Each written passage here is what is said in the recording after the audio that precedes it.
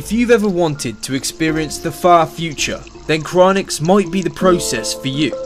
It's a technique used to store a person's body at an extremely low temperature with the hope of one day reviving them. You may have seen this method used in many sci-fi films, for example, The Demolition Man. But the science behind this process isn't just fictional, it actually does exist, and the technique is being performed even today. However, it is still in its very early infancy. The idea of being cryogenically suspended is that if you die from a disease or condition that is currently incurable, scientists could vitrify your body. Then one day, in the near or far future, when the technology has been created to revive your body and the cure for you has been discovered, you will be brought back, cured and allowed to carry on your life, only in the future. The process would start with the patient being declared legally dead.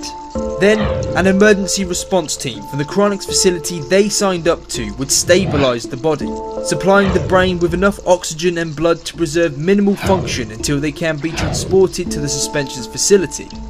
The body is then packed in ice and injected with an anticoagulant. Once the body is at the cryonics facility, the team remove the water from the cells and replace it with a type of antifreeze to prevent cells from freezing and shattering. The body is then cooled on a bed of dry ice until it reaches minus 130 degrees Celsius, and then it is inserted into an individual container that is filled with liquid nitrogen at a temperature of around minus 196 degrees Celsius. Currently, it costs more than £100,000 to have your entire body preserved. The kind of price that somebody like Walt Disney would have been able to pay all those years ago. However, the fact that everybody thinks they know about the famous Mr. Disney being preserved through cryogenics after death is actually incorrect.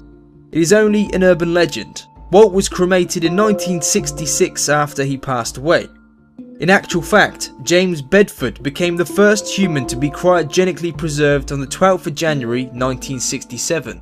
Currently, there are around 150 people that have had their entire body stored in liquid nitrogen in the United States, while around 80 have had just their heads or brains preserved. So does it actually work? Will science ever be able to bring back James Bedford? Well, currently none of the companies offering cryogenic suspension have successfully revived anyone, and don't expect to be able to anytime soon. One of the biggest problems with this process seems to be that if scientists do not warm the body at exactly the right speed and temperature, the cells could form ice crystals and shatter.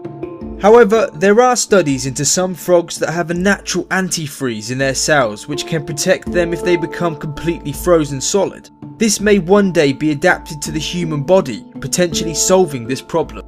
Another method that may be available in the future is nanotechnology. These tiny little bots might make it possible to repair human cells if it becomes damaged during the cryonic process. This may sound like a sci-fi story, but some scientists have predicted that the first cryonic revival might occur as early as the year 2045.